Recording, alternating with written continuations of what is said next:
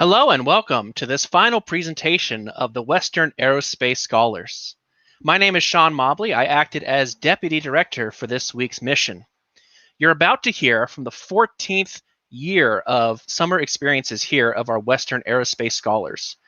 Before we start, I just want to say a few thank yous. This program is made possible thanks to generous support from Mr. Bill Boeing Jr., the Boeing Company, the Washington NASA Space Grant Consortium, and of course the individual program alumni and families. Western Aerospace Scholars was created to answer the call to increase the number of STEM graduates. This summer, a total of 80 scholars, high school juniors now just days away from starting their senior years, from across the state of Washington, were invited to participate in a virtual summer experience on Mars. They will join with our WAS alumni to increase our alumni roster to over 1,800 scholars. This next generation is the generation that will make the vision of human space exploration a reality. We're looking forward to a return to the moon, human exploration of Mars, and of course, exploration of our solar system beyond. Their hard work now will set them up for future advancements in STEM fields. These are already leaders and problem solvers who will rise to the occasion and challenges that their generation will face. I want to take a moment to speak to the scholars directly. We in the WAS HQ and the whole WAS program and the whole Museum of Flight are so proud of the work you have done to get here. You have worked for months remotely on projects to get you to this residency. And I've seen firsthand how much work you've poured into your time here in this virtual residency. So I want to thank you for that and congratulate you on the work that you've done.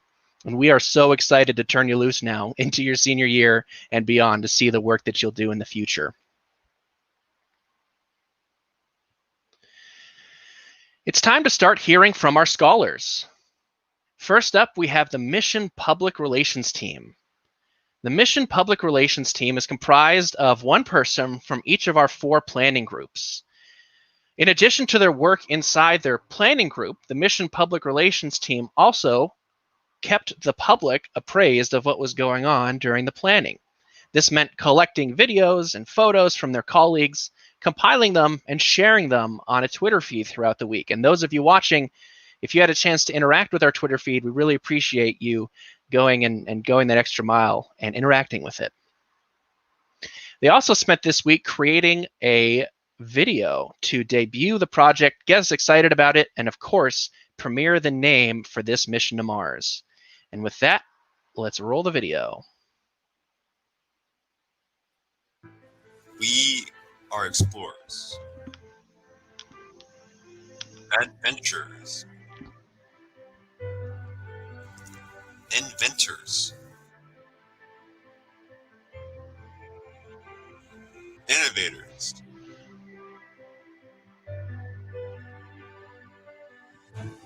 and now, very soon, we are going to be Martians.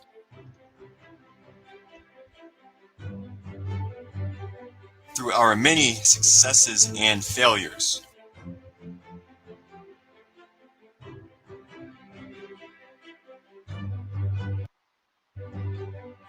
we carried on with the help of Team Frontier, Planet, Cleo, and Rocketeer to combat the challenges of Mars during a 500-day mission. During this mission, we partnered with many space companies and agencies from around the globe. We bring you Mission Irene.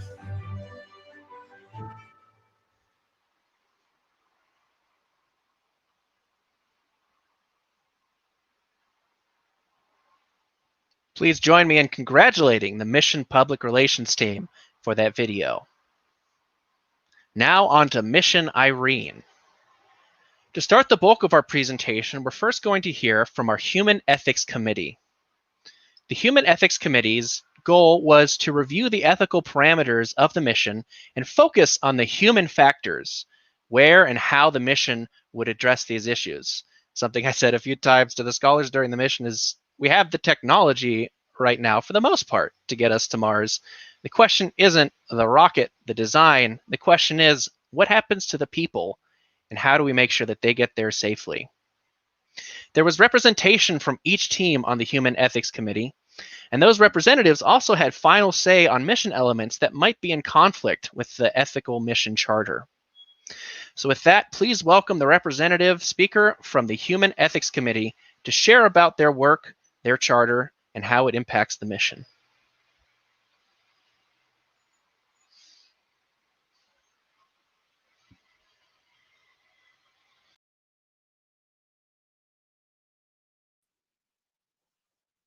Hello, my name is Nina. I'm a member of the Human Ethics Committee along with my teammates Amalai, Nathan, and Samantha. As our society has rules and regulations to maintain order and protect its people, the Human Ethics Committee strives to protect potential life on Mars, as well as protect our crew. It is important to create a code of ethics by which our crew can abide by for the mission. A code of ethics could guide our crew on how to deal with dangerous situations that could affect them, the planet, and potential Martian life. Our code of ethics focuses on a wide range of topics. For crew health and safety, next slide. For crew health and safety, if a crew member's life is threatened, or if a crew member dies, the mission will be aborted. If life is discovered, it will be observed by a rover. If that life is deemed hostile, the mission will be aborted. All spacecraft and spacesuits will be heavily sterilized to prevent forward and backwards contamination. Explosive charges for seismic testing and terraforming experiments are allowed as long as they are in a controlled environment and life isn't found prior. Each crew member will be allowed 250 square feet of living space. They will also be allowed to bring a 50-pound suitcase of their personal preference kit. A virtual reality headset for homesickness will be given to each crew member so that the crew members will be able to virtually return to Earth. An international committee will be established to unite participating countries. Lastly, supplies not used during this mission will be left on Mars for future use. Thank you.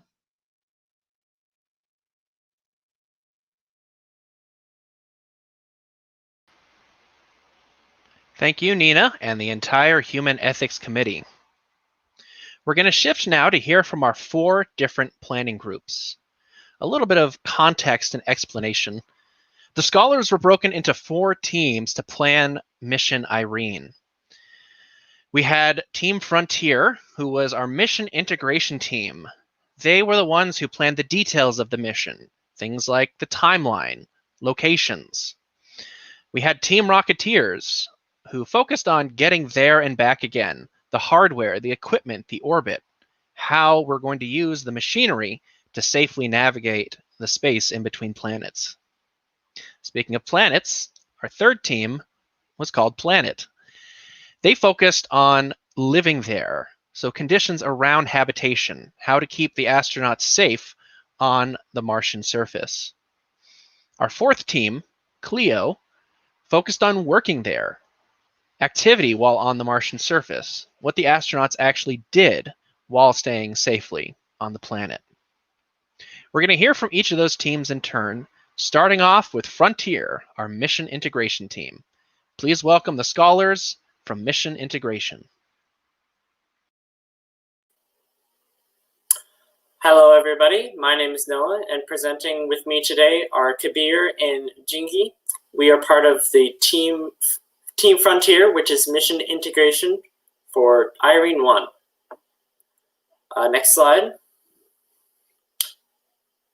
Irene 1 is a spaceflight mission that aims to land the first humans on Mars in the year 2035. We chose this name because Irene is the Greek goddess of peace, and we hope that this mission will help bring peace between all of the international partners participating in the mission. The landing site for this mission is Melas Chasma, which is the widest part of the Valles Marineris Canyon on Mars. There will be 8 crew members. They will spend 500 days on the surface, and they will spend 500 days on the surface. And next slide. As mission integration, we will be sharing the specifics of our 3 areas of focus for the mission, being the timeline, the goals, as well as the cost of the mission. Next slide. So Irene 1 will be executed in 4 main parts. First, we will send a cargo mission, which will include equipment as well as the habitat. Next will be the main crewed mission, followed by the surface operations, and finally the return journey. Next slide.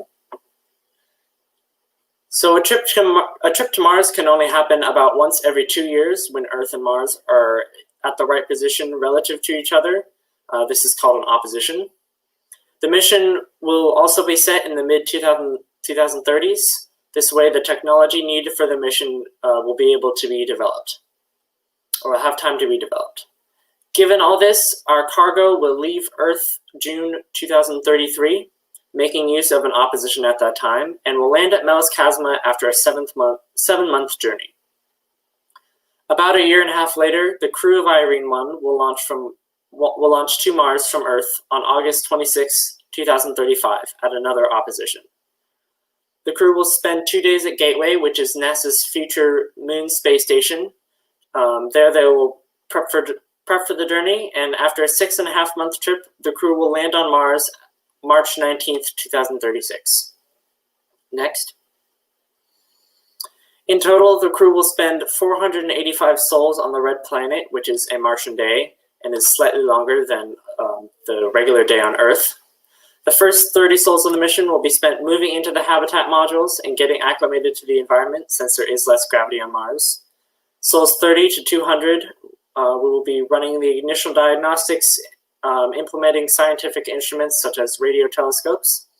Sols 200 to 435, we will continue the major experiments such as finding seismic behavior and analyzing radiation. Finally, the last 50 sols will be spent securing samples and data for the return trip. After 485 sols on Mars, the crew will begin the journey home on August 1st, 2037, and will return to Earth on March 12th of the next year. And now on to our goals.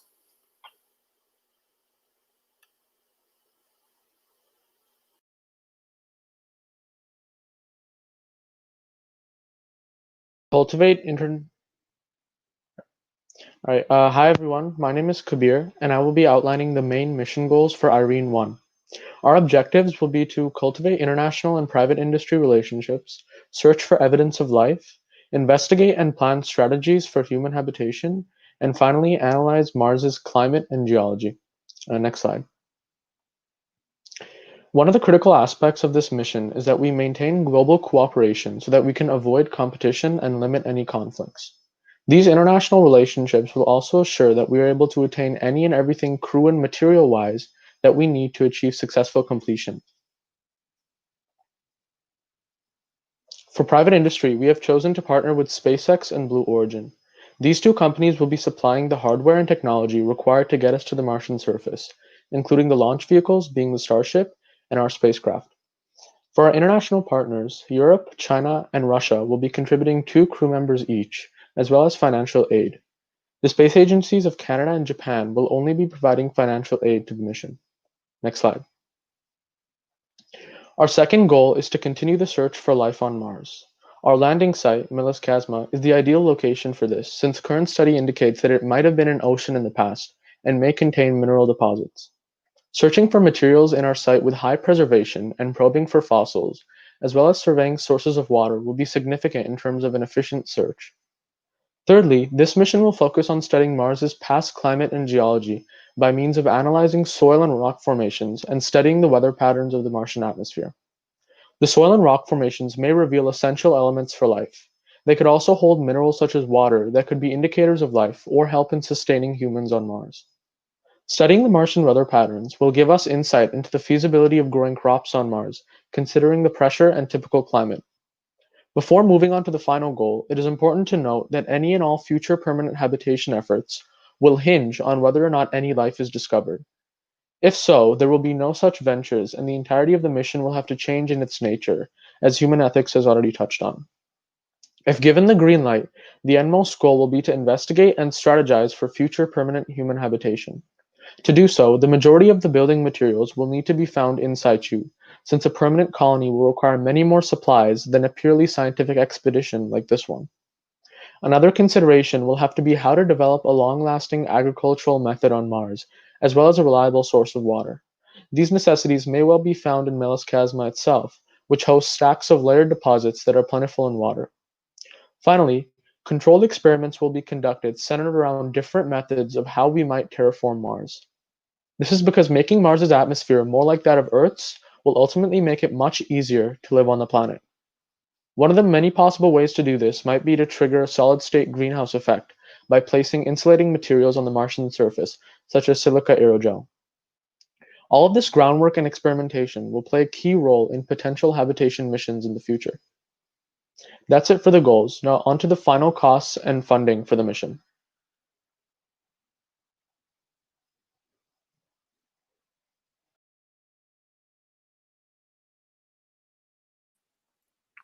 Hi, I'm Jingy. Our last area of focus is the mission cost. The NASA budget is only about 0.5% of the national budget, and even less than half of that goes towards human spaceflight activities such as Irene. One expert panel estimates the cost of a manned mission to Mars to be around 80 to 100 billion.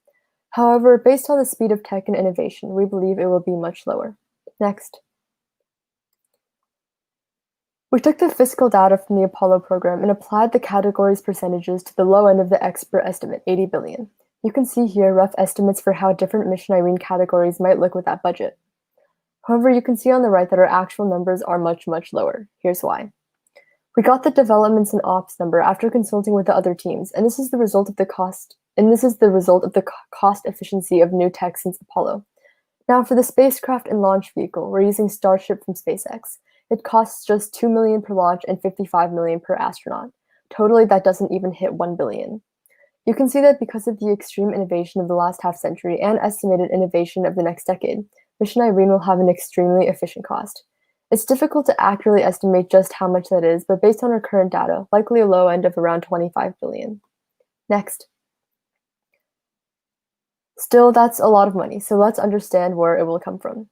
As mentioned, one of the big focuses is international cooperation, which applies to the budgeting as well.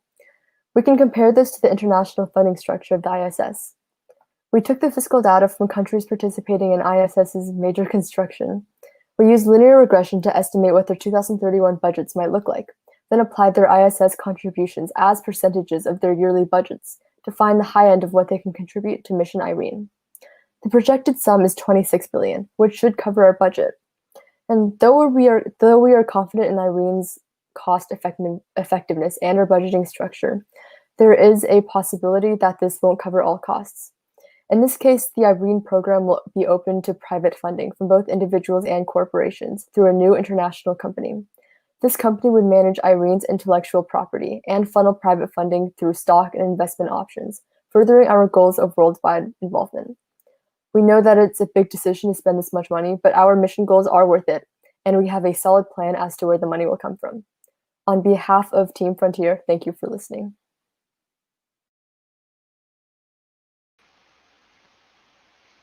Thank you, Team Frontier, for that review of the mission goals, timeline, budget, and of course how proper planning will make sure that Mission Irene is a success. Of course, in order for it to be a success, we need to get to Mars. To learn more about that, we're going to hear from the Rocketeers, our Getting There and Back team. Please welcome the scholars from Team Rocketeers.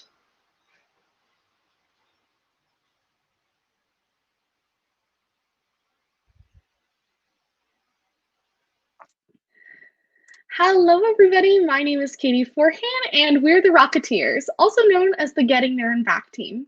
You can see the names of everyone on our team and the name of our amazing CF, Christy Wood.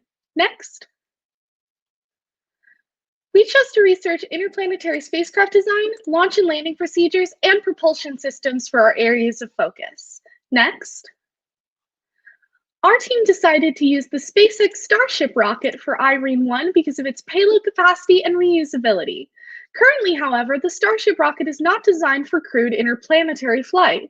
It lacks life support systems, radiation shielding, and power systems to ensure crew safety during the 198-day trip to Mars, which is why we need to modify it. Next. For this mission, being able to communicate is critical, since without it, our crew is on their own. We'll be basing our communications on the Columbus Common Antenna, or COLCA. COLCA is already an incredibly fast communication system, but we will reduce the delay in communication from Mars to Earth by using Gateway as a middle point and updating COLCA's technology before launch. The next concern is power. Without power, our crew will be unable to operate any of their scientific equipment. We'll be using folding solar panels built into the ship's exterior to generate that power.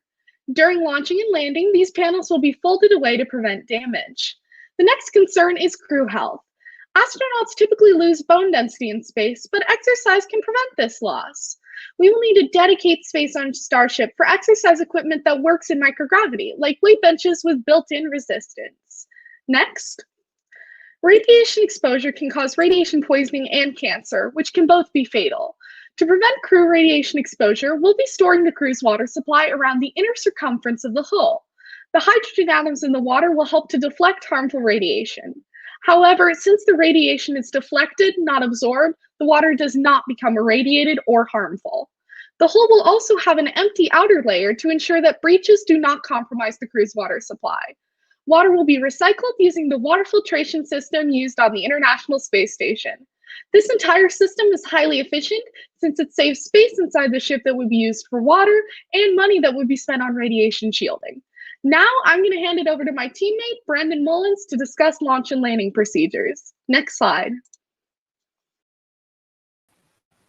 Hi, as Katie mentioned, I'm Brendan Mullins from the Launch and Landing Division of the Rocketeers.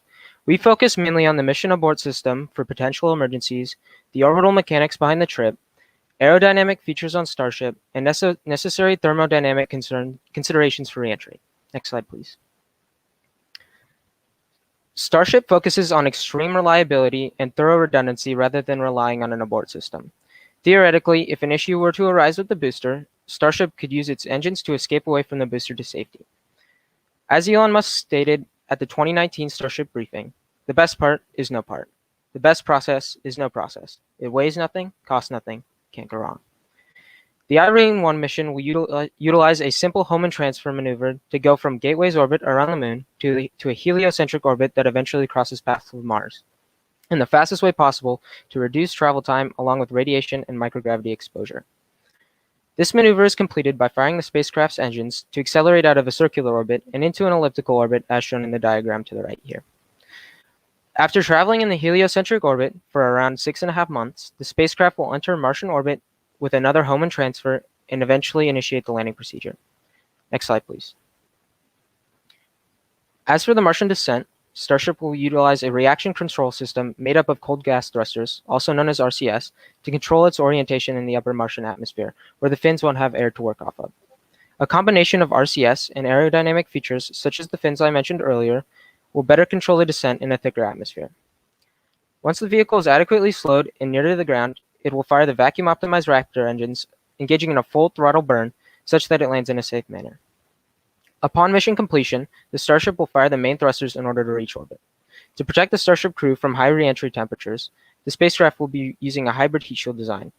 The ship will have a sturdy ablative heat shield like normal re-entry capsules and a system that runs super-chilled methane, which is used to fuel the engines, through carbon tubing behind the heat shield for an additional layer of protection. And now, Alan Gwinnett will cover the propulsion system used on the mission. Next slide, please.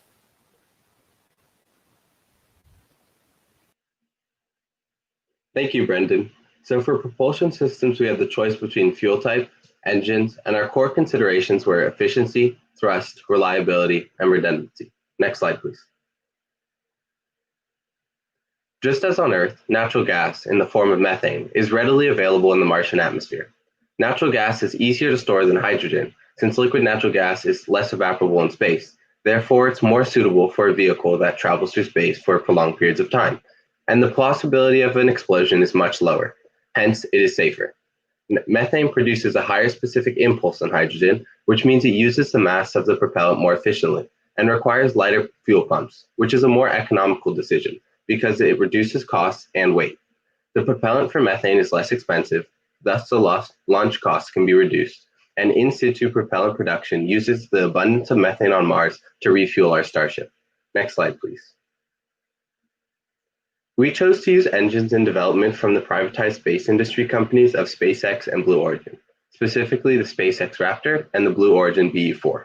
We chose the SpaceX Raptor because of its high efficiency and high thrust-to-weight ratio, producing 2,200 kilonewtons of thrust, and its throttle ability, which is a crucial aspect of engines for control, especially on the dusty surface of Mars. We'll use a low throttle just to get off the ground and a higher throttle to exit the atmosphere. The SpaceX Raptor is reasonably cheap and will be vacuum optimized. On the other hand, the Blue Origin BE-4 will replace the 3 sea-level optimized Raptor engines planned on the Starship. And it's really just redundant because only 3 Raptor engines are needed to exit the Martian atmosphere. We think that the Blue Origin BE-4 will be developed to be more reliable than the Raptor since it will be used in the United Launch Alliance's Vulcan vehicle and Blue Origin's New Glenn. It has a higher thrust than the Raptor, producing 2,400 kilonewtons of thrust. It's also throttleable, reasonably cheap, and will be optimized for the atmosphere of Mars. Next slide, please. On behalf of the Getting There team, thank you so much for listening.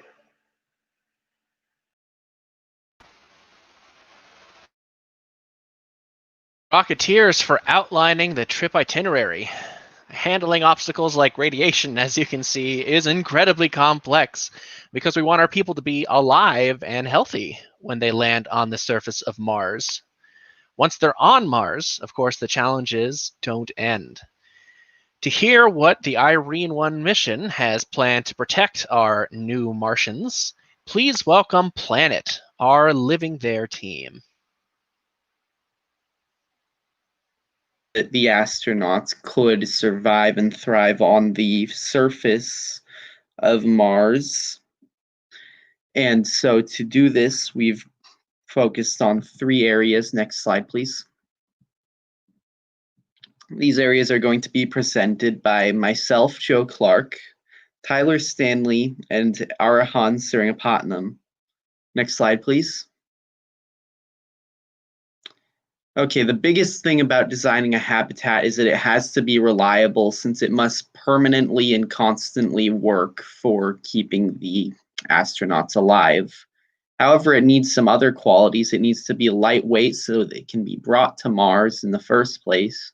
And it needs to be easy to set up so that an autonomous system can do it, allowing the astronauts to not have a window where they wouldn't have a safe life support area.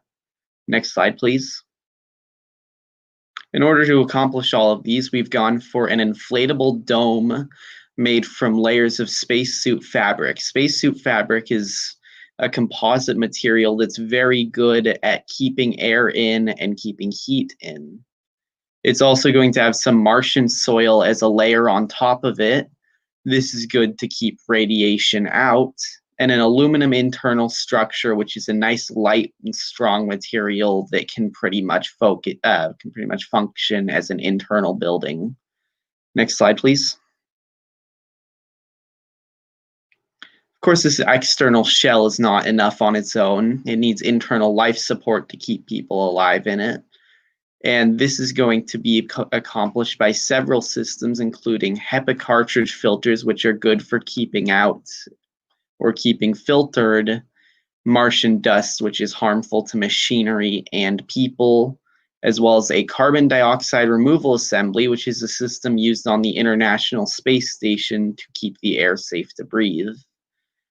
This is, of course, proven to be very reliable. This will all be powered by a nuclear fission generator, and the reactor heat used from this can also then be put into the habitation in order to keep it warm despite the frigid Martian temperatures.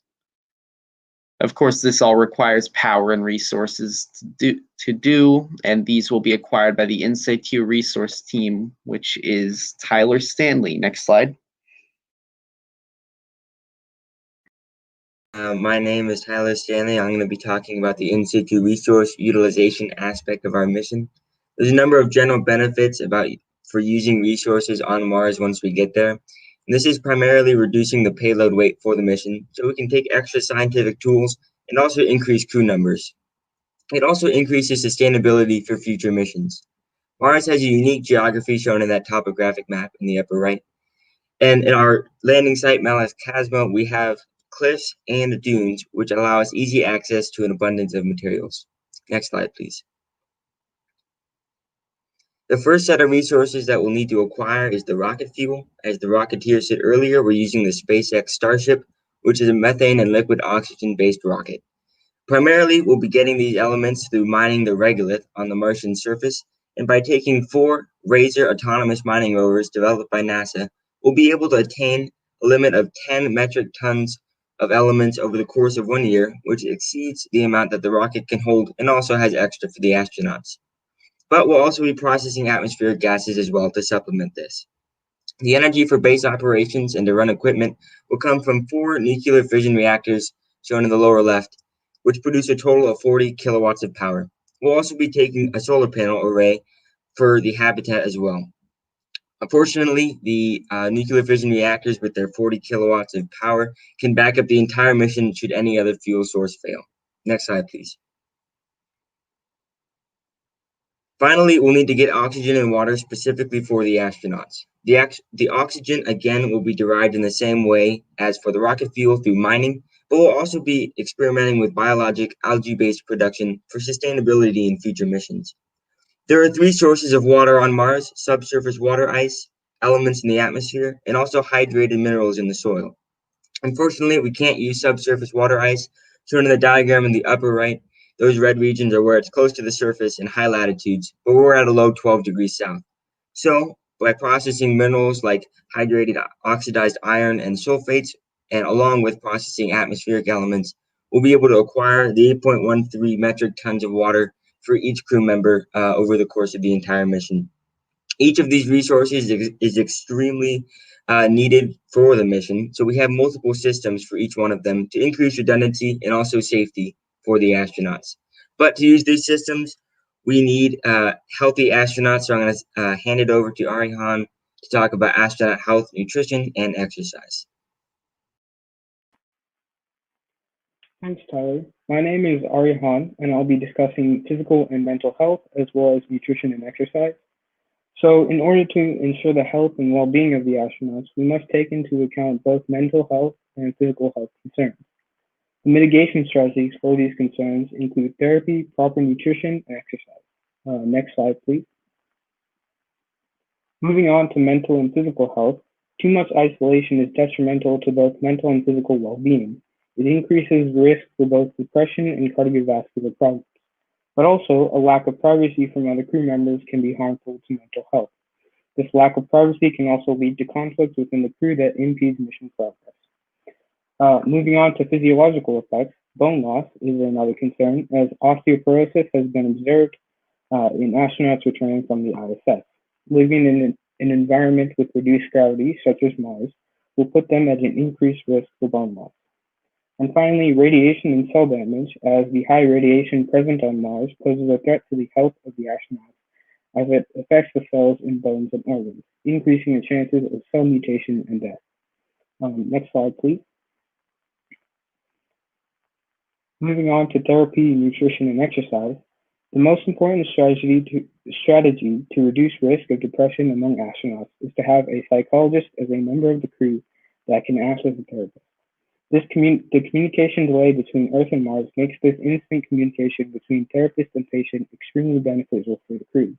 But also, personal time is also important, as astronauts still require privacy and time for themselves, which will help limit crew conflict, as mentioned earlier.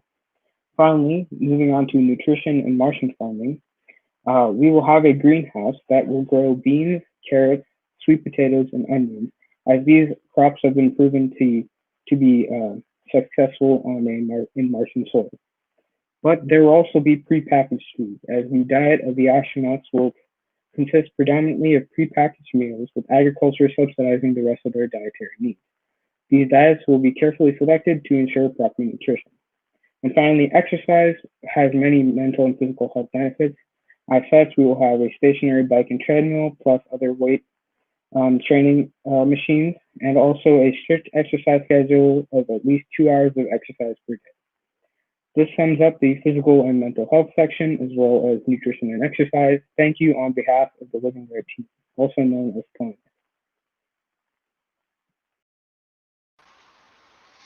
Thank you to our Living There team, Team Planet, for sharing the methods being deployed to keep our people safe as they'll be on the surface of Mars. Finding ways to repurpose modern technology, as you demonstrated, will go a long way towards reducing costs as well, and of course, clever use of the planet itself will play a big role in the success of this mission. Our astronauts will spend 500 days on the Martian surface, but they won't have many opportunities for boredom. Cleo, our Working There team, will now share what our astronauts will do to spend their time while on the surface. Please welcome our scholars from our Working There team, Team Cleo.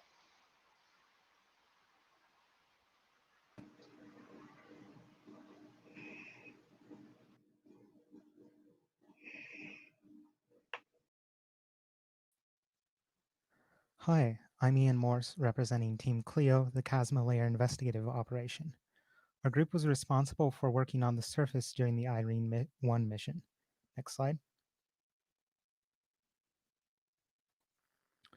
The three main areas we have of this are the scientific goals, transportation, and spacesuits. I will be presenting the scientific goals of the mission. Next slide. The two main scientific goals of our mission are to look for evidence of life on Mars and to improve our image of Martian geological history. These will be accomplished by taking samples from the surrounding area and analyzing them chemically, such as through thermocycling or spectrometry observation. Finding biological signatures in the soil would indicate a high commonness of life in the galaxy. Martian history will also be analyzed through active analysis of seismic behavior. Next slide. There are several secondary goals more important for improving life there. The first one is usage of resources from the surface. One of these experiments, mentioned by Team Frontier, includes a large set of fluorescing aerogel plates, which we hope to use to heat up the surface. Another important goal is checking the degradation of tools carried there. This helps improve the hardiness of future equipment.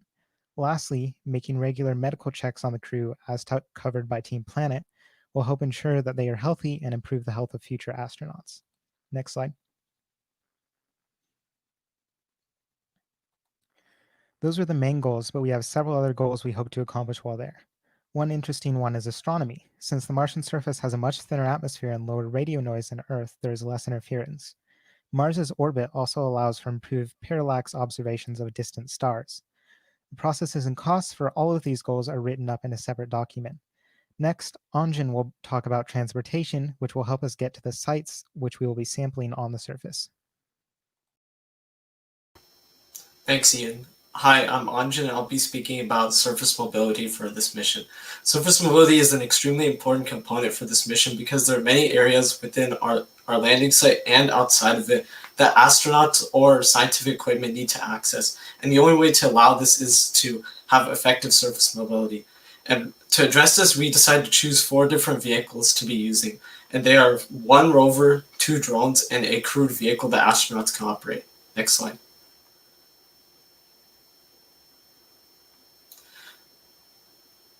So for our uncrewed mobility, the first vehicle that we chose was a solar-powered rover that's similar to Opportunity, but has more scientific equipment. So, and it also has advanced features from newer rovers, such as the 2020 NASA Perseverance rover, such as rocker bogie suspension, and much of its scientific equipment as well. The scientific equipment includes the Mastcam with its camera system, the Pixel lithochemistry system for analyzing organic substances, and the Mars Oxygen in situ experiment for in situ utilization during the mission. As for a second vehicle that we chose, it was a small drone similar to the 2020 NASA Mars Ingenuity helicopter that's primarily used for aerial observation, and thus its equipment is navigation sensors and color/black and white cameras. As for our final uncrewed vehicle, it is a another drone, but it is larger and more advanced. This drone is solar powered and has various scientific equipment such as various spectrometers and microscopic and panoramic cameras to observe the Martian landscape from an aerial view. Next. And as for our crewed mobility, we have a buggy vehicle powered by an oxygen fuel cell. And this vehicle will be used specifically for astronauts to operate and travel to areas within the melascasma if need be. We chose an oxygen fuel cell power system instead of solar power because it is more efficient and can last for longer. The buggy's mobility system is similar to the rovers that we have, and it is a rocker bogie suspension system with 6 wheels and has aluminum wheels so they can get over rough terrain. As for scientific equipment, it has various 20 megapixel cameras placed around the rover to survey the environment around it, a tool arm with various tools on it, and a science microscopic imager to analyze substances around it. And next, Lauren will be talking about spacesuits. I will be presenting on spacesuits. Spacesuits are essential for all human space missions. Specs are broken down into 2 categories, mobility and safety. Mobility is focused on giving astronauts the ability to use fine motor skills during scientific exploration and experiments. Gloves are tough but flexible, hiking-style boots with pliable shoes to allow for the best walking conditions, and joint bearings that will allow for easy movement. Safety is focused on allowing astronauts to safely perform the tasks on Mars. Life specs included in the ability to breathe oxygen using an upgraded life support backpack, also known as the primary life support system, the ability to control internal temperature through a water cooling system because of the Jurassic temperature changes on Mars, and an internal pressurized garment instead of a skin-tight suit because it allows for better temperature control, and a helmet with a 120-degree viewing range for the ability to use peripheral vision for being aware of their surroundings on Mars. Next. The predicted weight is 141 kilograms. So I think that might be the next slide. The suit will be white because it can reflect sunlight and radiation. It is easier to see on the red surface in case of an emergency. These suits are successors to the Artemis spacesuits. These spacesuits will help each astronaut with their specific roles. Next. In addition to specs, there are a few more helpful features, such as extra storage for scientific note-taking, a communication system for communicating on the surface of Mars, and a tightly woven fabric material known as orthofabric that protects against dust and rocks. Next. On behalf of Cleo, thank you for listening.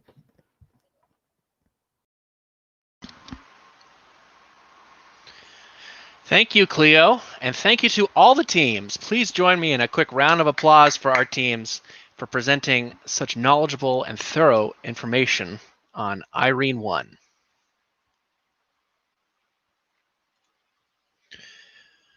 Before we continue on to the next part of our program, I think there are some thank yous and acknowledgements that need to take place. First, I want to thank and acknowledge the support of our subject matter experts, or SMEs. We had 18 different experts representing different organizations, including NASA, Blue Origin, Boeing, and Aerojet Rocketdyne. Many of these experts were WAS program alumni now working in the industry. And for a little context, these were individuals who basically sat on call waiting for our scholars to contact them with questions referring to the topics they were discussing. For example, in one of the teams that I worked with, the Human Ethics Committee, they reached out to their subject matter expert, who is an expert on space law and a few other topics, to get his perspective and understanding on how they wanted to approach the charter which they presented. We also must acknowledge the Summer Experience Academic Facilitators, or SEAFs. These facilitators helped not just this week, but in the months preceding the distance learning phase here. During this week, however, they acted as guide and advisor to the scholars.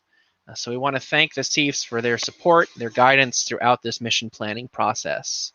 So thank you very much to Elisa Wise, Christy Wood, Chris Daratha, and Thomas Pulliam.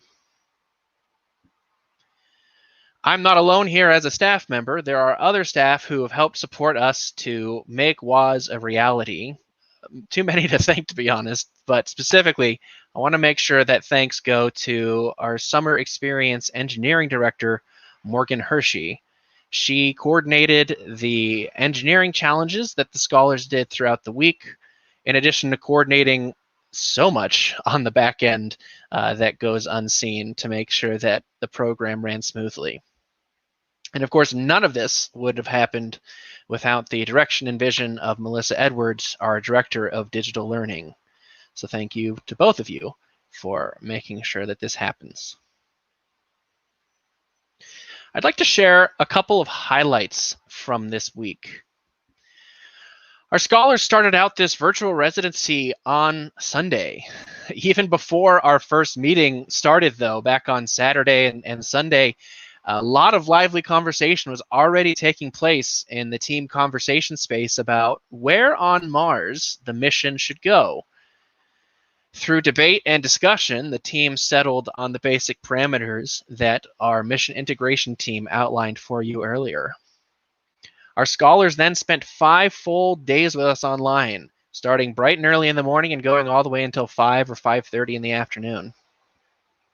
Don't worry, we gave them time for breaks. Although I know a lot of them worked through it because they were enjoying it. During those days, they participated in a number of planning activities and other activities. For example, they investigated how the stars have acted as inspiration for people through the millennia, and even had a chance to write their own myth based on. Each morning, they worked as a team, and then in the afternoon, they had the chance to individually take on engineering challenges.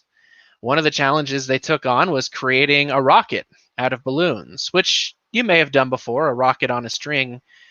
Yeah, but have you done a 2-stage balloon rocket? This was the challenge that these scholars worked towards. On another day, they created a lander device to keep a precious payload of marshmallows safe on a landing on the surface, not of Mars and the Moon, but of their house floor or their lawn. Another set of experiments studied how microgravity will impact human physiology and what might happen to the human body as a result of spending so much time in space. Of course, this was all possible thanks to the generous support of our community. Part of that support was hearing from industry experts, including a rocket scientist from Aerojet Rocketdyne, a logistics expert from Boeing, and much more, and a panel of graduates from previous WAS programs. We're experiencing a little bit of technical difficulties, so we're not quite ready to introduce our speaker yet. So in the meantime, I would like to open up to our chat. If you are able to chat on YouTube, I have a question for you. This is just a general question. If you were to travel to Mars, from the Earth to Mars, would you rather travel at the speed of sound, so fast, or even faster, or would you rather do it more slowly, but luxuriously, so in more of like a Star Wars ship type of vehicle?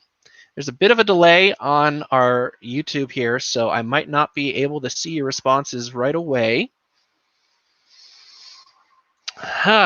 That's a tough question for me to answer personally. I'm kind of in favor of the slowly but luxuriously. I think for me, if it were the very first time on a trip to Mars, I would enjoy the novelty of time in interstellar space as opposed to having to get there immediately. It's not quite the same as being stuck in traffic for 30 minutes trying to get to work. I would love to hear why people are saying what they're saying. All right, I see the comments starting to come in on YouTube. Ooh, someone asked a very good question. What is the speed of sound in space? That's a very technical question. Good catch there. I don't know that there is technically a speed of sound in space.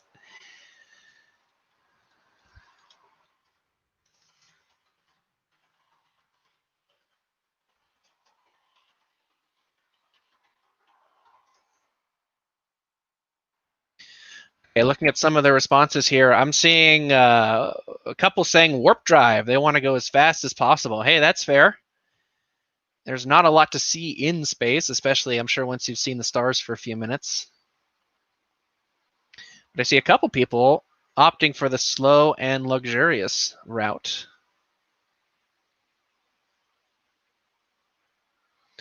Someone's saying there's a theoretical problem with the question. Yes, the speed of sound is 0.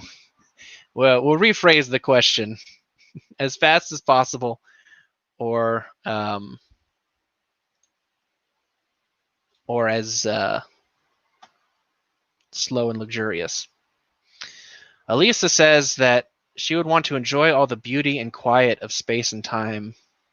Be a good chance to get caught up on some reading. Kaylee says they'd like to go slowly for safety reasons and more time for looking at the surrounding stars. Actually, our speaker today was one of the people who helped install the famous window looking down on Earth on the ISS, so probably has a good perspective on that. Brendan says SpaceX is planning on having a resort at their launch site, so you choose the quick and get pampered while still on Earth.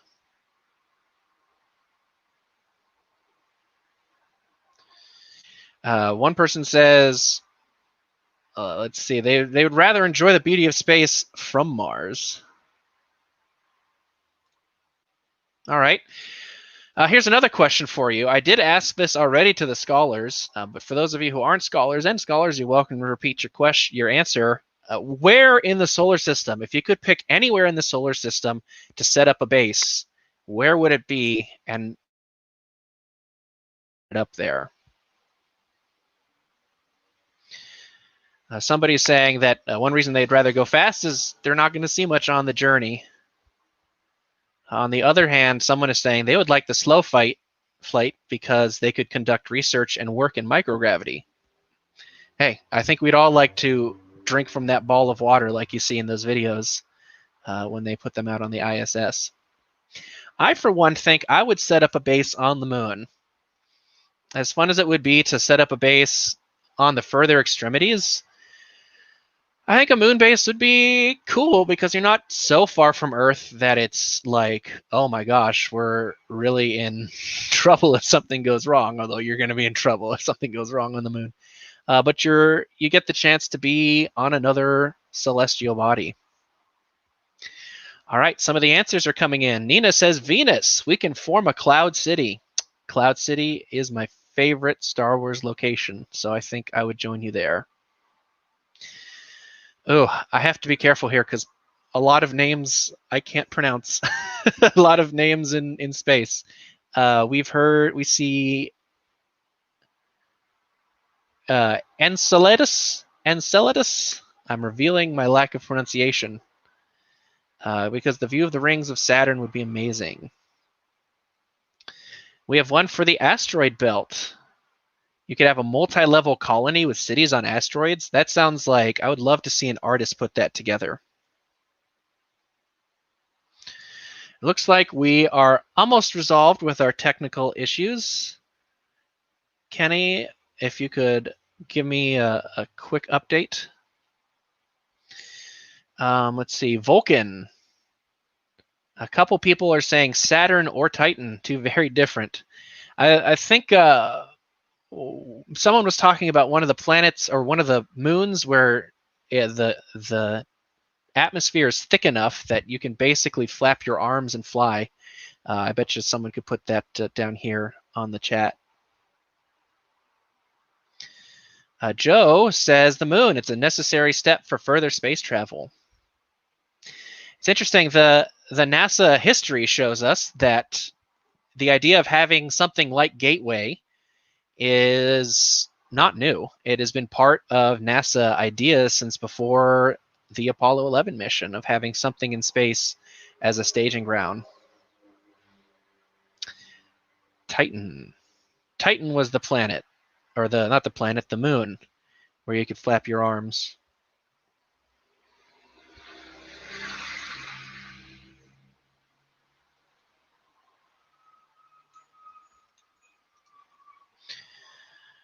All right, we're just about resolved. Just checking in with our tech team here. I have to say huge props to our tech team, Kenny on the back end, who none of you are seeing, but he has had a lot of juggling during this and has handled it very well. Okay, one more question. If you had to pick between the two, would you rather travel to explore an Arctic environment or a desert environment, and why? Which would you choose, an Arctic environment or a desert environment? While we're waiting for those answers to come in, I want to share a little bit about some of our other education programs.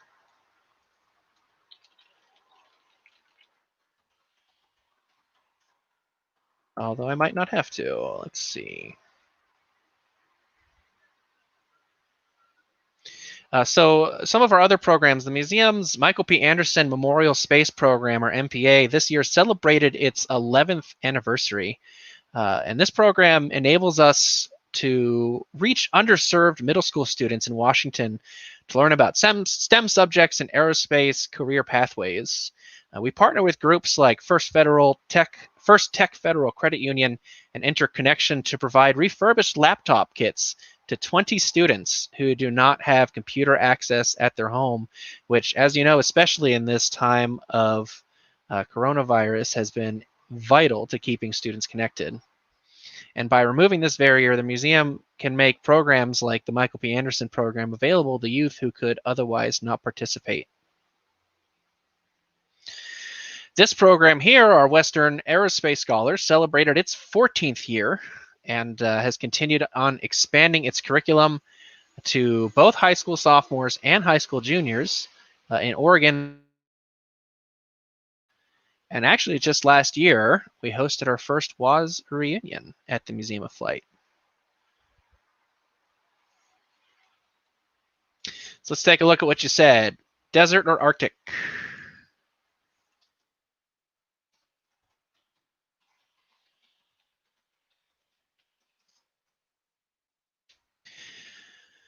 All right, we have Arctic environments because most of you said Arctic because you can put on warmer clothes, but it's hard.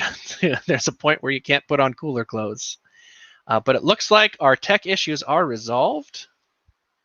So I'm going to go ahead and introduce our speaker. Thank you for your patience as we worked through those on the back end. And again, thank you to Kenny for taking such good care of us. Okay. So I'm now going to introduce Dr. Nicholas Patrick. Dr. Patrick was born in the United Kingdom, and he received his bachelor's and master's degrees in aeronautical engineering from the University of Cambridge in England, and a doctorate in mechanical engineering from MIT. He currently works as Senior Director of Human Integration at Blue Origin. Responsibilities include operability and astronaut safety for the New Shepard crew capsule. He helped define the New Shepard spaceflight experience and is responsible for defining the astronaut safety and training needs. He's been recently appointed as flight director for future New Shepard missions. Dr. Patrick this is sort of burying the lead, but was also an astronaut at NASA's Johnson Space Center in Houston before joining Blue Origin. He flew as a mission specialist on 2 space station construction missions, STS-116 and STS-130 on Discovery and Endeavour, respectively. On STS-130, Dr. Patrick performed 3 spacewalks to complete the installation of the ISS's Node 3, and of course, as I mentioned before, the cupola windows. Dr. Patrick is also an avid pilot and flight instructor with over 2,500 hours in airplanes and helicopters. With that, please welcome our speaker, Dr. Nick Patrick.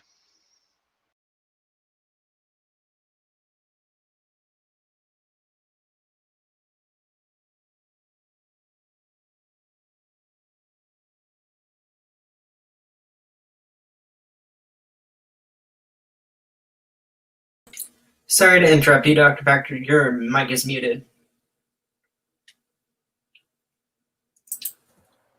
There we go. Okay, now my mic is unmuted. Having been an astronaut, I can tell you that communications problems with mission control are nothing unusual. Anyway, thank you, Sean, for the kind introduction. Thank you all for inviting me to be your speaker today. Obviously, I'm doing this from home because of the unusual times we find ourselves in, but there's something appropriate about that. It's a lot like being on the space station, having to talk to everybody through video teleconference or over the radio. Let me try and just start my presentation. If we can't, we've had some trouble with it. If we can't, then I will just talk to it, and we do have some videos to share that we've queued up. So let's just see if we can make this work. Screen 2, and for some reason it still can't access my screens. Maybe I may have one more trick up my sleeve. Hold on. Always have a backup plan. Nope, it just can't access my screens. So we'll just start talking. I'm going to talk to you a little bit today about how I became an astronaut, what I do at Blue Origin, and where I think the world is heading, what you'll be able to do to help us in the future with very exciting space programs that we're all working on. I got my start back in, 1969, when I watched Buzz Aldrin and Neil Armstrong walk on the moon. I was a young boy then, but I decided that I really wanted to get involved in spaceflight. And my path to joining NASA was a very roundabout one, but it had to be because I was born abroad. I was born in England. I lived there until I finished college. And you don't really get to be an astronaut by being a young English engineer. I studied mechanical engineering. I emigrated to the United States after college, thinking that I would perhaps join the Air Force, become a test pilot even. And that didn't work out for me, but I did end up in graduate school at MIT. I studied human factors and mechanical engineering and worked my way to Boeing up here in Seattle. From Boeing, I applied to NASA and became an astronaut in 1998. That was a very exciting time to be an astronaut because that was the beginning of the occupation of the International Space Station, which has now, as you know, been occupied for over 20 years. I learned to fly on the space shuttle. I trained to fly on the space station. And within about 8 years, I would say, I got my first space flight. 8 years seems like a long time to wait, but there's a lot of training to do if you want to be an astronaut. The most challenging aspect, I would say, of being an astronaut is not any one thing you have to learn. It's that you have to be good at everything. You have to be good at flying. You have to be good at studying, particularly studying things that you can't always see an immediate need for. But the people teaching you know that you may need these things eventually, like how to do strange repairs on the space shuttle, or how to do unusual science experiments on the space station. You have to be fairly good at speaking. You have to be comfortable in very tight environments. You can't be claustrophobic. You have to be comfortable wearing a spacesuit or getting into very confined spaces on orbit so that you can repair things. And I think above all, you have to be comfortable taking some risks, not silly risks like not wearing your seatbelt, but risks that have a reward and an important outcome associated with them, like flying in space. I spent 8 years training before I had my first space flight. It was a really fun one. We went to the space station and we took up a small piece of the giant truss that is the backbone of the space station. A few years later, I had my second flight, and it was even better because not only were we continuing to build the space station, and of course it was a shuttle flight, which is fun, but I got to do the 3 spacewalks Sean mentioned. We put the cupola on the bottom of the space station. That's the giant bay window through which everybody takes those fantastic shots of the Earth and of visiting vehicles. So I had a really fun career at NASA. When I wasn't flying, I was busy being an engineer for the astronaut office, helping with the designs and evaluation of the designs for future spacecraft like Orion, helping work on EVA, spacewalking procedures, things like that. So I kept very busy there, and I really enjoyed it. And then in 2012, I decided it was time to come and do something different. I wanted to take everything that I had learned, and rather than just continuing to do the same thing, go out into industry and find a company. I found a really good one, Blue Origin, and return some of the valuable lessons that I had learned to the industry, and help build whatever was coming next. And I didn't completely know what we were doing at Blue Origin when I joined the company, but I do now, and it's fascinating. And it's been a lot of fun to work on for the last 8 years, and hopefully the next 8 years as well.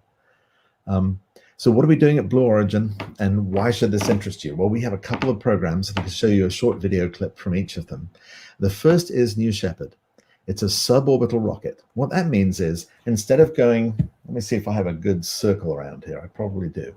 Instead of going into orbit around the planet, like this, a suborbital flight goes up and comes down and recontacts the planet without making a full orbit. The disadvantage of a suborbital flight is that you don't get to spend very long in space. The advantage is you know exactly when and where you're coming back, so it's much easier to do planning. And a short flight requires a lot less fuel and supplies and so on. It's a lot less risky. So we're building New Shepard to carry payloads and astronauts into space for a few minutes of weightlessness, which is very valuable for payloads that people have set up to do, say, experiments on the mixing of fluids, medical experiments, perhaps experiments on how items collide in space, which tells you something about how planets formed. But that zero-G is also fun and interesting for astronauts, and we plan to fly as many commercial astronauts as we can to space. If you wouldn't mind, Sean, could we play the video of New Shepard? This is a video of the launch, and what you'll see in it, I think I can talk over it, is that the New Shepard system is basically a booster about the shape of a thermos, a drinking thermos, with a capsule on top. And they get launched together, and then they separate once they've reached space, and they come back independently. And the beauty of the New Shepard system is that the booster lands on a pad not far from the launch pad, and it's almost ready to be reused. It needs to have its legs folded up, it needs to be refueled and get a checkout, and then it's ready to send back to the launch pad. That we can do because we land the booster on its own engine. We don't let it fall into the ocean the way Apollo did. The capsule comes back in the traditional and extremely time-tested manner, which is falling under parachutes and descending gently until it touches down in the desert. Sean, are we ready to run that video? Thank you. T-minus 10, 9, 8, 7, 6, 5, 4, command engine start. Liftoff. New Shepard has cleared the tower.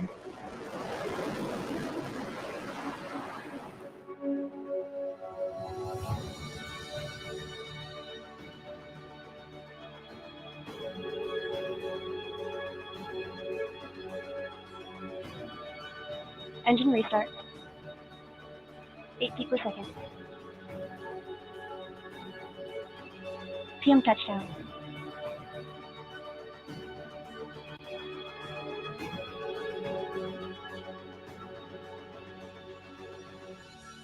Cancel touchdown.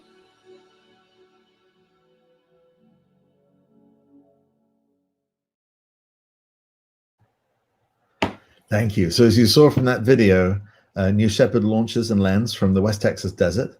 You get a fantastic view out of the windows. Those 6 windows on the New Shepard crew capsule are the largest windows that have ever flown in space. And astronauts will be able to get out of their seats, to unstrap, to float around the cabin and really experience not just the freedom of weightlessness, but these spectacular views over hundreds and thousands of miles in every direction. So that's very exciting. And as you heard, I'm a flight director for the New Shepard program. So I was also actually helping run that launch. The next thing we're working on is at least as exciting. It's the New Glenn orbital launch vehicle. As New Shepard was named after Alan Shepard, the first American in space, New Glenn is named after John Glenn, the first American to orbit the planet. New Glenn will initially be used to carry satellites and other payloads into orbit, from which they can stay in low Earth orbit, for example, to do Earth observation, or they can be flown up to geosynchronous orbit, which is the orbit a few tens of thousands of kilometers out that allows satellites to be stationary in one position over the planet continuously. New Glenn will ultimately fly humans. It's being designed from the start to be human rated, which is very exciting. So there's plenty of work for me and my team to make sure that New Glenn is ready for astronauts when the day comes. And let's actually play that video now, if we would, John.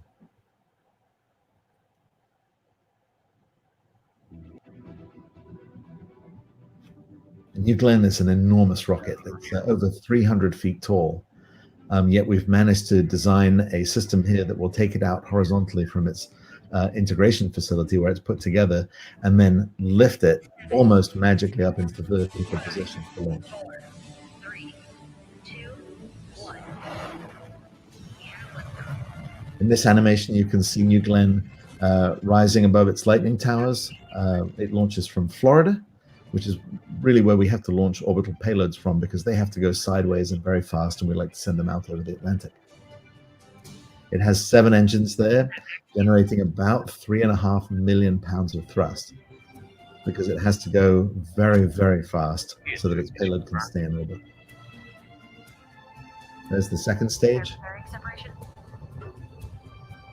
Payload fairing comes off, exposing the payload, which of course is fine because we're outside the atmosphere. There's no drag or buffeting. And now the magical thing about New Glenn is, like New Shepard, the booster is reusable. So the booster is going to come back into the atmosphere like its engine, and then land on a ship out at sea. LGS deploy successful. Prepare for landing.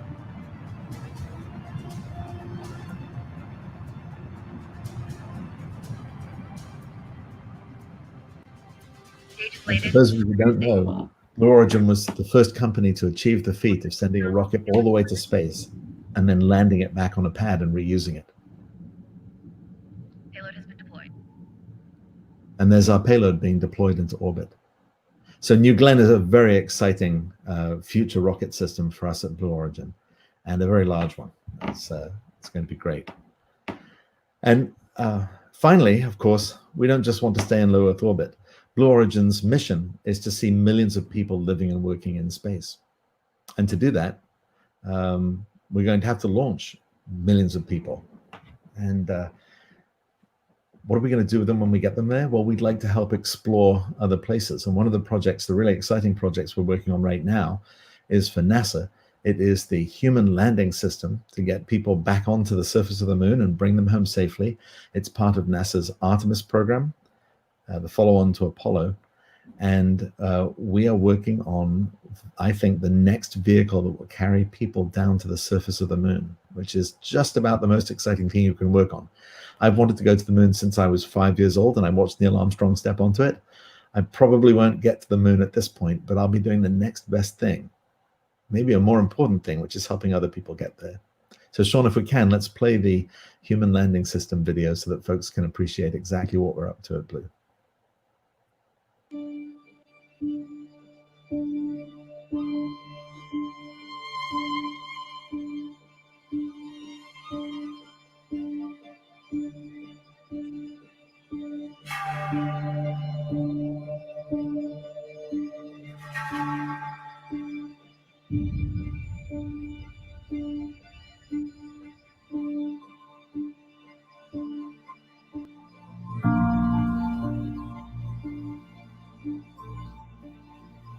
Here you're seeing the lunar lander unfold its legs in space on the way to the moon. And it has yet to be joined by the ascent element, the so-called ascent element that will hold the crew. The transfer element is essentially a propulsion module that will get them there and slow them down when they arrive at the moon. And here's the ascent element. This is the part of the lunar lander that will come back up with the crew at the end of the lunar mission.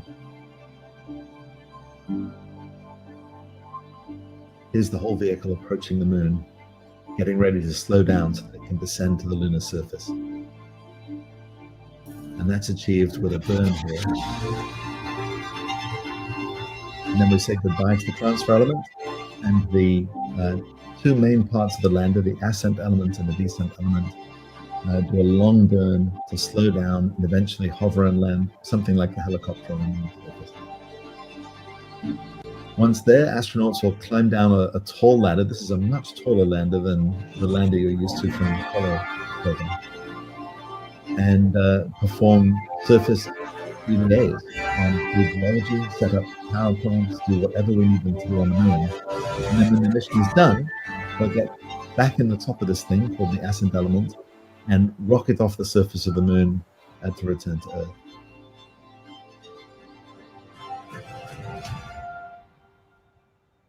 And this system is much bigger than Apollo's. It will allow us to take a lot more stuff to the lunar surface and hopefully stay for a lot longer. So those are the things, the main things that Blue Origin is working on. There are many more besides, but those are the main things, and they keep me and my team really busy working on human factors. So what I do at Blue Origin is I help make sure that our spacecraft is safe, comfortable, and provide a good experience to astronauts, whether they be commercial astronauts on New Shepard or NASA astronauts on the human landing system going back to the moon. And to do that, we write requirements, we put together test plans, we run tests, we design features of these spacecraft to make sure that, for example, astronauts have the right things to hold on to in weightlessness so that they don't float away from their workstation, like the flying station, the cockpit of the lunar lander. And it's a fascinating job. I would like to encourage everybody who's interested in human spaceflight to think about a career in human factors. This is a shameless sales pitch for becoming a human factors person, but I think it's the most interesting part of the aerospace world. I'll tell you why. It combines three fascinating areas, things I love, and I think because you're here at the Washington Aerospace Scholars final event, you love them too. They are engineering, human factors, that is designing around the human who's involved in flying in space, and operations, the operations of launching the vehicle or monitoring its flight through space or helping the crew conduct a spacewalk on the surface of the moon. And if you think about those three things, they're all great things to add to your career, great things to learn about, and great ways to contribute. And human factors is a wonderful field because it's at the intersection of all those three things. If you were to draw a Venn diagram that had three circles, one for engineering, one for human factors, and one for operations, the ideal human factors candidate would be somebody who's in the place where all those three circles overlap, the intersection of those three interesting topics. So I would encourage you, whenever you get the chance, to step outside of whatever you're doing in your education, whether it's mechanical engineering or aerospace or even something else, and learn a bit about human factors and learn a bit about operations. And maybe one day we will see you at Blue Origin, helping us put people on the moon or help millions of people live and work in space. Or maybe we'll see you on TV taking one of those first steps onto Mars. So with that, I'd like to end, and I'm happy to take any questions, including the one about the speed of sound in space, which is kind of an interesting one.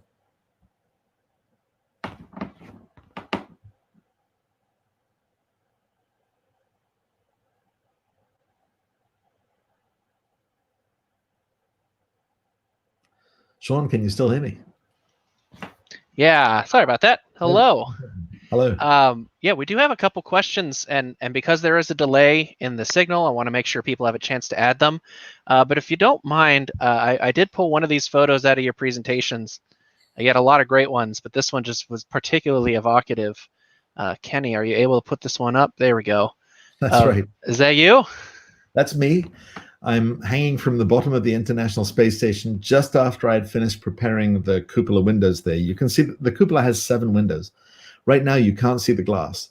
Each one is covered in what's called an MMOD shield, a micrometeorite and orbital debris shield. Obviously, if these windows got hit by a pebble going at 20,000 kilometers an hour, that would be a really bad day for the space station, especially if the pebble went all the way through and the window were to break. So when it's not being used, each window is covered with one of these aluminum panels, and I had to unbolt them so that they could be opened from the inside. That is my mother's least favorite photograph ever, because she is always worried when she sees that I was going to fall off the space station and plummet 250 miles to the surface of the Earth. One of the reasons engineers make, I think, good astronauts, and physicists make good astronauts, is because if you've studied enough physics, you know that if you are holding onto the space station, you're actually in orbit with it, and you are not going to fall. The real risk actually is that you would float gently away. And if you weren't tethered to the space station and had no way to get back, you would literally float away for a long time, and you might run out of oxygen before you could get back. So there are plenty of things to worry about when you're doing a spacewalk, but falling is not one of them. All right, we do have a couple of questions that came in. Lots of questions. I'm not. You let me know when we need to stop, and then also I'll keep track of our own time to make sure that we keep our scholars on schedule too. But one of the first question was just, do you reuse the second stage? You talked about reusing the first stage. Yes, we don't currently reuse the second stage. That's much harder to do, and let me explain why. The first stage does have to go up all the way into space. It gets out of the atmosphere, but it doesn't have to reach orbital speed. In fact, if it did, we wouldn't have a second stage. So by definition, the first stage of a multi-stage system is suborbital in its trajectory. It's bound by physics to fall back to the planet. It just doesn't have orbital speed. That also means it doesn't have orbital energy, kinetic energy. So it doesn't have to come down through the atmosphere in a fiery plasma trail. It doesn't need a heat shield, and so on. It has been traditional to design second stages without heat shields because they would add a lot of weight. But you can imagine a world in which people decided to launch heavier, bigger second stages with enough heat shield to come back. That's a future challenge for everybody, I think. We're just happy to get the first stage back, which is 90% of the spacecraft. That's a huge feat. Yeah. We had someone asked, is there sound in space? How does that sound? What is the speed of sound in space from our earlier discussion? The speed of sound, it reminds me of the question I get a lot, which is, what's the temperature of space? And the answer is, I think as you said earlier, Sean, you were quite correct. It's undefined. There is no temperature in space because there is no thing in space. Now, to be clear, it's like space has no color. It's a vacuum. Now, if you look out into space, you see black. That is because there's really nothing there to reflect light back at you, other than a few stars, which you do see as pinpoints of light. But space has no color. You see black through space. Space has no temperature. There's no gas there, essentially, to be moving quickly or atoms to vibrate so that you'd have temperature. And because there's no matter there, no medium for sound to propagate through, sound being a series of longitudinal or transverse vibrations in a medium like air or water, because there's no medium, there's no speed of sound. Having said that, when you're in space, you're always in something, thank goodness, something that's keeping you alive, like a spacecraft or a spacesuit. And inside the spacecraft and the spacesuit, there are plenty of sound. When I was out doing my spacewalks, I had two sounds that I could rely on. The first was the sound of the fan pumping air and water around my suit. And that was a really comforting noise. You never wanted to hear that fan stop. After a while, you got used to it, and it was just background noise, like the wind rustling through the trees. And the second was the sound of the people who are helping us on the radio, mission control, and our so-called procedures helper, our IV person, in-vehicle person who was helping us read through the procedures, because we couldn't obviously carry the paper out with us outside the spacecraft. And it was very reassuring and very helpful to have the noise of people helping you on the radio, talking to you constantly. A couple people asked about how they could get involved with Blue Origin for internships and things like that. I also know that there's a club specifically for youth that Blue Origin has out there. So if you could speak to any of that stuff. Well, I can speak to all of it. First, when you're ready to apply for a job at Blue Origin, please do. We have an online careers website, blueorigin.com/careers. Please take a look at the jobs there. They're interesting, very interesting jobs. The second thing is we do have an internship program. I'm not sure how large it is at the moment, but I believe the website is blueorigin.com/internships. I'm not sure. We'll find out, and maybe Sean, you could post a link to that later. But we do take a few interns every year, and it's a fascinating opportunity because it may give you the opportunity to do something you wouldn't necessarily have done if you'd stuck to your major. We might have you come and be an intern in our finance group, or do some part of engineering that you're not planning on studying. And the more opportunities you get like that, the better prepared you will be to decide which is going to be your field of specialty when you go out into the workplace. And finally, we do have a club for youth. It's called Club for the Future. And there's a website for it. You can find it at blueorigin.com. And we encourage folks to, particularly youth, to write a postcard with their dreams for the future. Send it to Blue Origin. We'll fly it in space. We'll stamp it as flown in space aboard New Shepard, and we'll return it to you. And that's a great way to have your dreams and ideas memorialized and get a start thinking about how your dreams will help the rest of us put millions of people in space. Yes, and we'll make sure we share those links with our scholars in our debrief after this. Yeah. I know you have to get to a meeting. Do you have time for one more question, or do we need to wrap it up here? I have time for a couple more questions, Sean. Okay. Well, Addie asked, how will the moon be protected from humans misusing it or ruining it? That's a really good question, and I don't think there's a really good answer yet. Firstly, I think the moon will always be protected to some extent by its remoteness. It's a long way from us. It's very hard to get there. It's really hard to get there. If it were easy, we'd have done it much earlier than we did. Secondly, I think people understand that the moon is a pristine environment. It's a beautiful place in its own desolate way. It's very beautiful, and I think that will help people remember that they need to treat it kindly. There is a space treaty that governs how celestial objects like the moon are treated. But I'm sure that there's more work to do in that. So, for example, a career in law does not mean that you can't be involved in the space program. We need lawyers as much as we need anything else to help us understand how we need to treat things in space, to write laws and policies that will help us do that. All right, I think we got time for two more of these. Let's see. A couple people just asked about your experience in general on the space shuttle and spacewalking and doing any sort of untethered spacewalking. Can you talk a little bit more about that? Well, I never did any untethered spacewalking, thank goodness, because if I had, I might not be here to talk about it. As I said, if you drifted away and weren't tethered, you'd have trouble getting back. And unlike the space shuttle, which could basically fire its jets and come and get you, the space station can't do that. It's more of a building than a spacecraft. It's just a giant building in space. I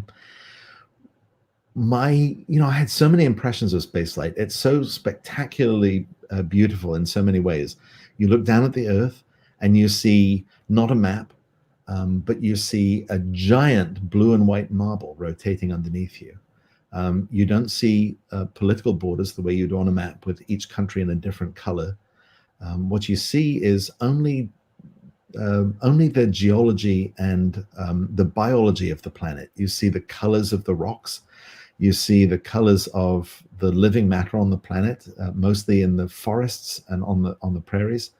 But it's really a beautiful thing, and it reminds you when you see it from above that Earth is a spaceship. It is not, here we are eating. Thank you for pulling that one up. Earth is a spaceship. It's a giant spaceship, but we all share the same power source. We all share the same environmental control system known as the atmosphere. And you look down and realize that it's a giant spaceship with nearly 10 billion inhabitants that we have to look after. This is a picture that Sean just put up. Thank you, Sean, of on my first mission, the shuttle crew, you can see me in the front left there wearing glasses. The shuttle crew went onto the space station and shared a meal with the space station crew. You can see an American astronaut, Michael Lopez Alegria, floating above the table. And one of the funny things about space is in zero G, you don't exactly know where to look for things. A trivial example is if you drop, say, a camera lens, you don't really drop it. It doesn't fall. It doesn't make a noise when it hits the ground at your feet. So you don't know where to look for it. You may not even realize you've let go of it at all. And you may have to look around. It may be right here, or it may have drifted away indefinitely and you've got to go hunting for it. And the same can be true of people. I remember looking around one of these meals and counting people and thinking, somebody's missing. Who is it? Somebody's missing. And then the guy on the ceiling spoke. And I realized that I had been trained by decades here on Earth to look left and right for the people at a meal with me. And in space, you also have to look up. So it really changes your perspective on so many things, small and big. Yeah. One of our activities we talked about, you can take down the photo, Kenny.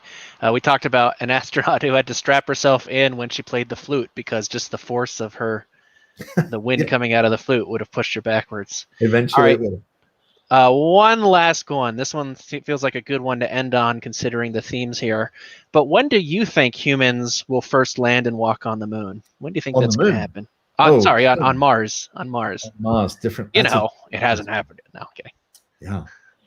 It's hard to say, isn't it? I think we have the technology to do it today. The question is, do we have the technology that will allow us to do it simply enough, safely enough, and inexpensively enough that it becomes feasible for everybody to consider? And by the way, even if we have all the technology, you can't just put it together and go. You have to design things very thoughtfully. Even if you are just designing things that you already know how to design, you have to plan for every contingency and you have to practice everything. And that takes years, even if there's nothing new that needs to be invented to get to Mars. So I don't think we'd do it in 5 years or 10, but we could certainly do it in 10 to 20. Maybe we could do it in 10 years. I'd love to see us do it sooner. It's a challenge that will be extremely fun, fascinating, extremely rewarding, not just for the people that work on it, but I think the entire human race will tune into a Mars landing the way they did to the moon landings of Apollo. And I hope they will again for the moon landings coming up later this decade. But we could do it fairly soon. There's, again, as I said, there's really nothing new that needs to be invented. It's just a question of putting all the millions of pieces together and testing them very, very carefully and planning for every contingency.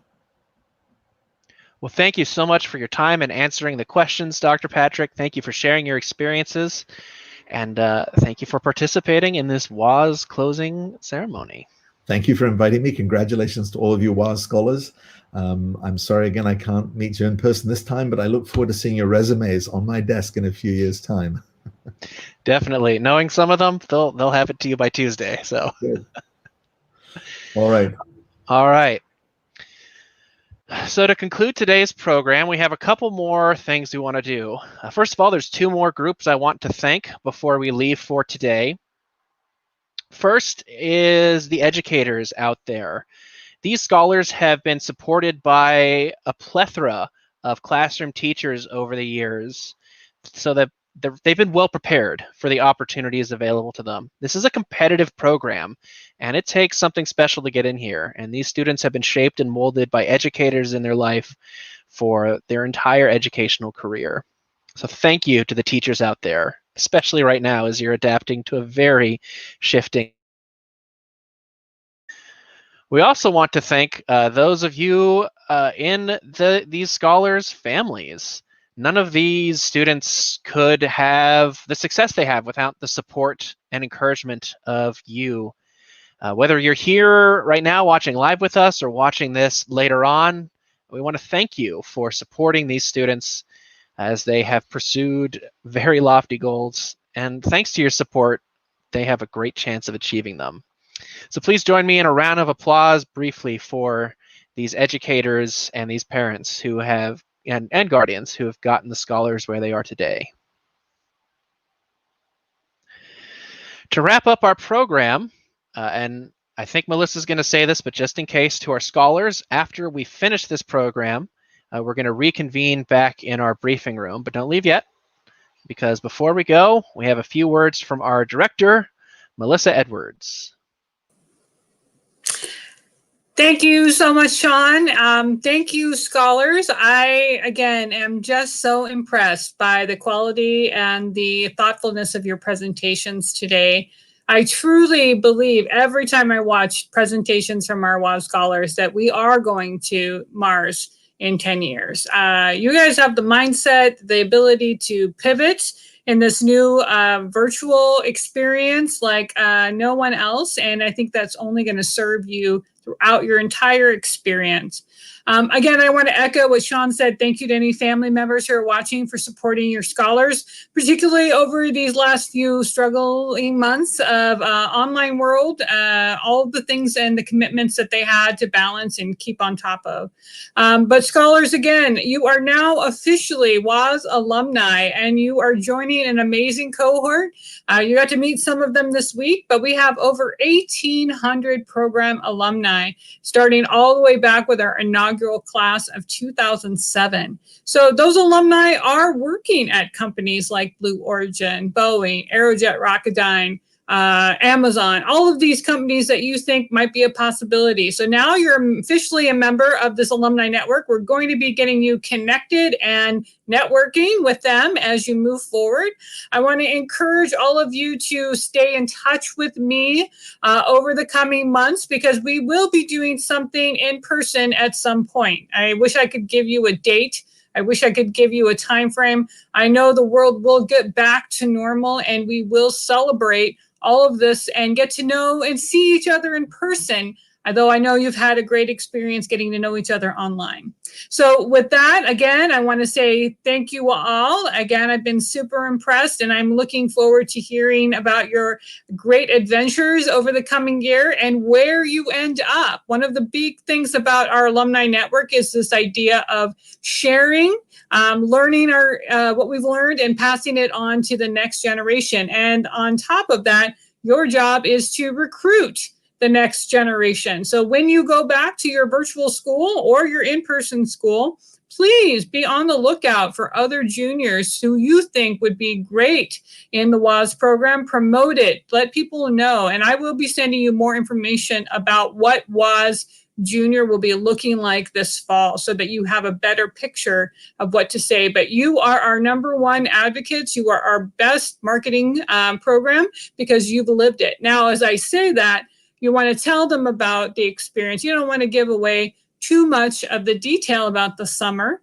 because again, you want them to work just as hard as you did, but you can really reiterate the benefits of the program and what you've learned, and tell them hopefully it will be an amazing experience, and hopefully a in-person experience next year. But I will share more with you about that as we go on. So with that, thank you, scholars. Thank you, Dr. Patrick. And I will see you all briefly in the briefing room in a brief minute or two. Have a great day.